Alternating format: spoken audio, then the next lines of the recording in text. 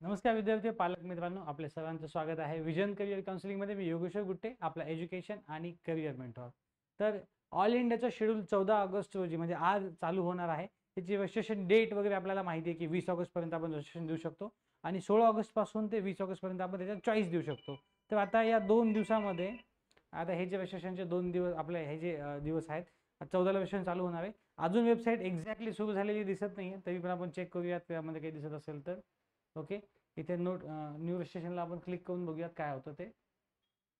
अजून एक्झॅक्ट सुरू झालेलं नाहीये, पण हे सुरू होण्याआधी आपल्याला इथले नियम पाहणं गरजेचं आहे. नेमकं नियम काय आहेत प्रोसेसचे, त्यासाठी इथे तुम्हाला दिसेल की वेबसाईटवरती इन्फॉर्मेशन बुलेटिन आलेलं आहे. इन्फॉर्मेशन बुलेटिन आता आलेलं आहे आणि त्यामध्ये आपण सगळ्या गोष्टी बघू शकतो की या वर्षीचे नियम काय असणार आहेत, कुठल्या कुठल्या प्रोसेस म्हणजे कुठल्या कुठल्या प्रोसेससाठी काय काय त्यांनी सांगितलेलं हे आपण इथे बघू शकतो. इन्फॉर्मेशन बुलेटिनमध्ये इथं त्यांनी ते दिलेलं आहे. ओके ओके, इथं आपण इन्फॉर्मेशन बुलेटिन आता काढून बघूयात एकदा.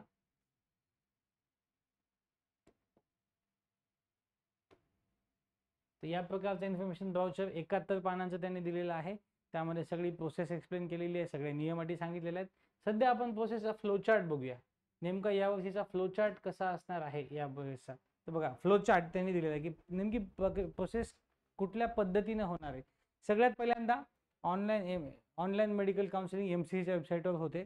इथे तुम्हाला रजिस्ट्रेशन, पेमेंट ऑफ फीस, ज्याच्यामध्ये रजिस्ट्रेशन आणि सिक्युरिटी डिपॉझिट आपल्याला पे करायचं आहे, submission of choices, view, modify and lock choices, आपण किती चॉईसेस अवेलेबल आहेत ते बघू शकतो आणि ते लॉक करू शकतो. त्यानंतर त्याचा पहिला राऊंड कंडक्ट करण्यात येतो. आता यामध्ये बघा काय काय आहे. ऑल इंडियामध्ये गव्हर्नमेंटच्या 15% जागा, सेंट्रल युनिव्हर्सिटीज, एम्स, जिपमर हे सगळ्या सीटचं वाटप आणि डीमच्या सगळ्या कॉलेजचं वाटप यामध्ये होतं.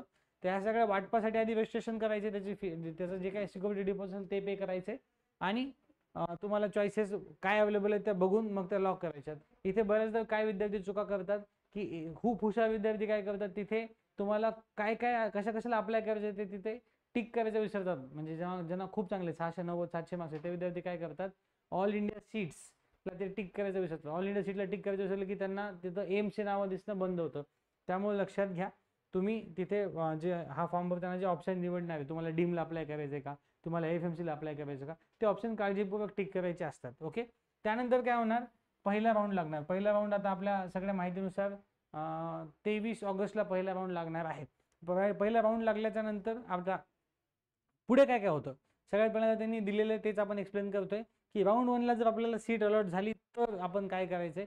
जर राऊंड 1ला सीट अलॉट झाली, येस, तुम्हाला सीट अलॉट झाली असेल तर तुम्ही त्या इन्स्टिट्यूटला रिपोर्ट करू शकतात. तुम्हाला त्या इन्स्टिट्यूटला जाऊन रिपोर्ट करायचं असतं आणि तुमच्या ॲडमिशनच्या फॉर्मॅलिटी कंप्लीट करायच्या असतात जर सीट अलॉट झाली तर. ओके, सीट नाही झाली तर काहीच प्रॉब्लेम नाही आहे. सीट जर अलॉट नाही झाली तर तुम्ही राऊंड 2ला जाऊ शकतात. राऊंड 2ला तुम्ही जर ऑलरेडी रजिस्ट्रेशन केलं असेल तर नवीन रजिस्ट्रेशन करायची गरज नाही आहे तुम्हाला. याच्यामधनं याच्यामध्ये परत रजिस्ट्रेशन करायची गरज नाही. तर तुम्ही राऊंड 1मध्ये काहीच लागलं नाही तर तुम्ही राऊंड 2ला परत फक्त नवीन चॉईसेस देऊ शकतात. पण सीट लागल्यानंतरच्या 2 पॉसिबिलिटी आपण इथे बघूयात. पहिली पॉसिबिलिटी आहे की तुम्ही इन्स्टिट्यूटला रिपोर्ट केलं तर आता तुम्हाला ॲडमिशन घ्यायचं आहे का नाही ह्याच्यावरची 2 पॉसिबिलिटी आहेत.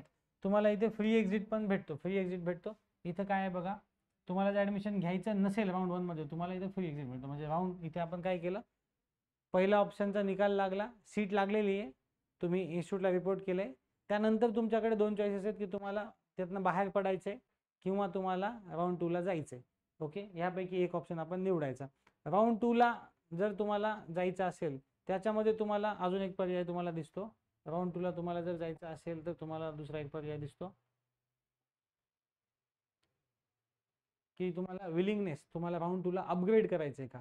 येस असेल तर तुम्ही राऊंड 2चे चॉईसेस बघू शकतात. नो असेल तर तुम्ही आहे त्या इन्स्टिट्यूटमधनं अभ्यास कंटिन्यू करू शकतात. इथं काय दिसतंय, राऊंड 1मध्ये तुम्हाला फ्री एक्झिट दिलेला आहे. म्हणजे 2 राऊंड, म्हणजे पहिल्या राऊंडमध्ये काय आहे, तुम्हाला सीट लागलं तर तुम्ही जाऊही शकतात, कॅन्सलही करू शकतात. फ्री एक्झिट आहे, त्यात तुमचं डिपॉझिट जप्त होणार नाही.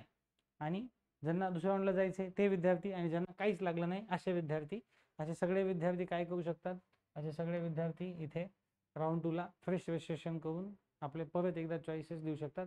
यामध्ये लक्षात घ्यायचं, राऊंड 2 साठी जुने चॉईसेस तुमचे कन्सिडर केले जातात. तुम्हाला सगळे चॉईसेस परत भरावे लागणार आहेत. तर विचारपूर्वक परत राऊंड दिलेल्या टाईममध्ये, आपल्या शिफ्टलेल्या टाईममध्ये आपल्याला ऑप्शन भरायचे. ओके.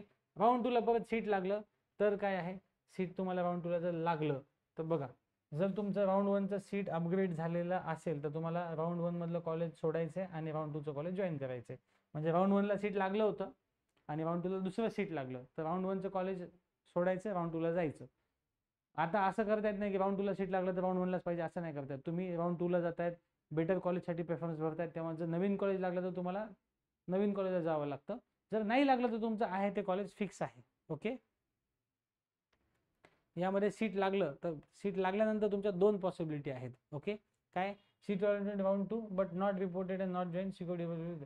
तुम्हाला राऊंड 2 मध्ये जर सीट लागलं तर तुम्ही जर त्या तिथे गेला नाहीत, तुम्हाला जॉईन करायचं नसेल तर तुम्ही जे काही डिपॉझिट भरलं असेल 10,000, 5,000 किंवा 2 लाख, ते डिपॉझिट तुमचं जप्त केलं जातं. ओके. नाही तुम्हाला तसं करायचं नसेल, तुम्हाला इन्स्टिट्यूटला जायचं असेल तर बघा, रिपोर्ट टू अलॉटेड इन्स्टिट्यूट, तुम्हाला सीट लागल्यानंतर 2 चॉईसेस मिळतात. त्या आहेत की एक तर जायचं नाही किंवा जायचं. गेल्यानंतर काय तुम्ही ॲडमिशन घेऊ शकतात, तरी देखील तुम्ही पुढच्या राऊंडला जाऊ शकतात. दरवर्षी काय होतं, याला रिस्ट्रिक्शन असायची. यावर्षी तुम्हाला इथे बदल झालेला दिसेल की तुम्ही राऊंड 2चं सीट घेऊन पुढच्या राऊंडला पण जाऊ शकतो. आणि राऊंड 2ला जर सीट लागलं नाही, आता इथे काय सीट लागलं नाही तर तुम्हाला तरी पण पुढच्या राऊंडमध्ये भाग घेता येतो. सीट लागला असेल तर तुमच्याकडे 2 चॉईसेस आहेत. एक तर जॉईन करायचं, जॉईन करून थर्ड राऊंडला जायचं. नाही जॉईन केलं तर तुमचं डिपॉझिट जप्त होतं, पण तरी पण ते तुम्ही पुढच्या राऊंडमध्ये जाऊ शकता त्याच्यामध्ये. ओके. इथे काय राऊंड 2 मध्ये तुम्हाला जर नाही लागलं तर तुम्ही इथे एक्झिट पण घेता येतो. तुम्हाला तुमचं डिपॉझिट तुम्हाला तुमच्या अकाउंटला वापस येतं. जर तुम्हाला काहीच नसेल लागलं तर ओके, तुम्ही एक्झिट घेऊन बाहेर पडू शकतात आणि इथे तुम्ही राऊंड 2ला देखील विलिंगनेस राऊंड 3 मध्ये जायचं देऊ शकतात. आता आपण बघूयात राऊंड 3चं काय नियोजन आहे. राऊंड 3ला परत तुम्हाला नवीन रजिस्ट्रेशन करणं अलाउड आहे आणि नवीन चॉईस फिलिंग पण अलाउड आहे. म्हणजे राऊंड 1ला पण रजिस्ट्रेशन, राऊंड 2ला पण रजिस्ट्रेशन, राऊंड 3ला पण रजिस्ट्रेशन. राऊंड 3ला सीट अलॉट झालं येस, तर काय त्याच्यामध्ये येसमध्ये काय पॉसिबिलिटी आहेत, नो. जर सीट अलॉट नाही झालं तर तुम्ही पुढच्या राऊंडमध्ये जाऊ शकतात. पण जर सीट अलॉट झालं तर तुम्हाला काय करायचंय, तुम्हाला त्या लागलेल्या इन्स्टिट्यूटला जायचंय. ओके. इथं काय, if upgraded then the candidate must relieve from the round 2 seats and join seat. आता तुम्हाला जर सीट लागलं, जर अपग्रेड झालं असेल तर राऊंड 2चं सीट सोडायचे, राऊंड 3 मध्ये जायचे. जर नव्याने सीट लागले तर तुम्हाला त्या लागलेल्या सीटला जायचे.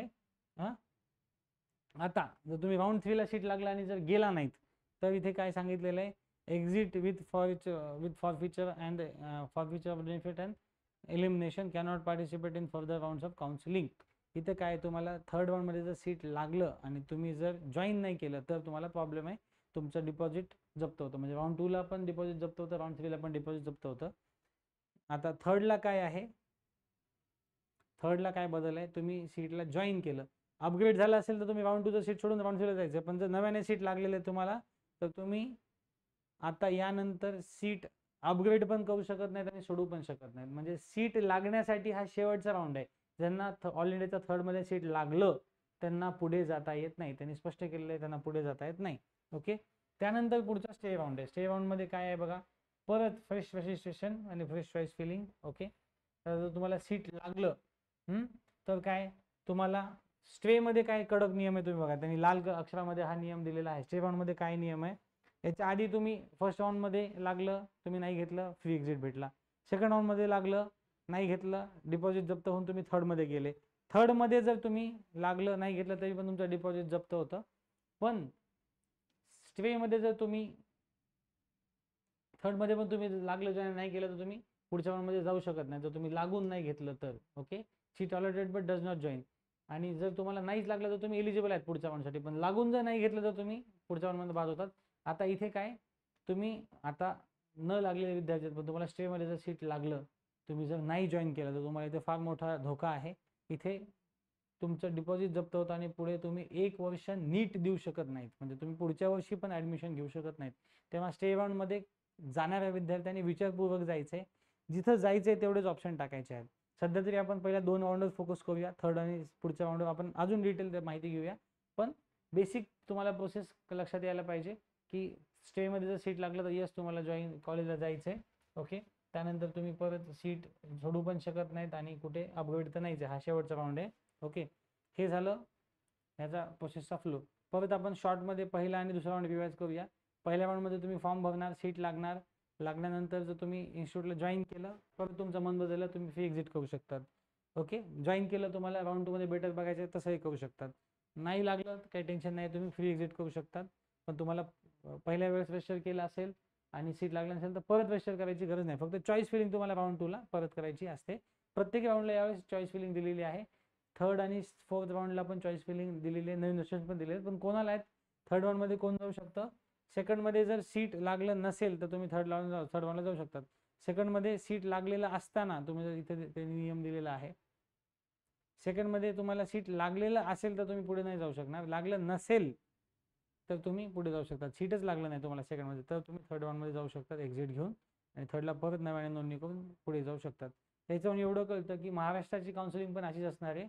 1st आणि 3rd मध्ये आपल्याला नवीन रजिस्ट्रेशन अलाउड केलं जाणार आहे. यावर्षी पण मोस्टली शक्यता आहे की 3rd मध्ये पण नवीन नोंदणी चालू करतील. इथं तर 3 राऊंडमध्ये नवीन नोंदणी दिलेली आहे. आपल्याकडे 3 राऊंडला ऑप्शन फॉर्म नवीन असतात, पण 3rd राऊंडला नवीन एंट्री मुलांना करायला जाऊ दिलं शकतं. कारण जे राऊंड 2 मधनं मुलं एक्झिट करतात त्या मुलांना राऊंड 3 मध्ये नव्याने फॉर्म भरायला संधी दिली जाते. ओके, हे झालं ऑल इंडियाचं आत्ताचं शेड्यूल. तर बघा, ऑल इंडियामध्ये कोणी कोणी भाग घ्यायचा आहे आपण ऑलरेडी कालच्या व्हिडिओमध्ये सांगितलं. ज्या विद्यार्थ्यांना डीममध्ये घ्यायचं आहे किंवा ज्या विद्यार्थ्यांना खूप चांगले मार्क्स आहेत आणि एम्समध्ये घ्यायचे आहे त्याच विद्यार्थ्यांनी ऑल इंडियामध्ये फॉर्म भरा. ज्यांचे मार्क्स कमी असतील तर आपण एक आयडियली रँक पण सांगितले, तर रँकच्या जवळपास तुम्ही असाल तर तुम्ही भाग घ्या. जर रँकच्या फार लांब असाल तर ऑल इंडियामध्ये भाग घ्यायची गरज नाही आहे. ही झाली मेडिकलच्या ऑल इंडिया कोटाच्या शेड्यूलच्या फ्लोची माहिती. मेडिकल ॲडमिशनच्या अशाच माहितीपूर्ण अपडेटसाठी वेळोवेळी पाहत राहा विजन करिअर काउन्सिल. थँक्यू.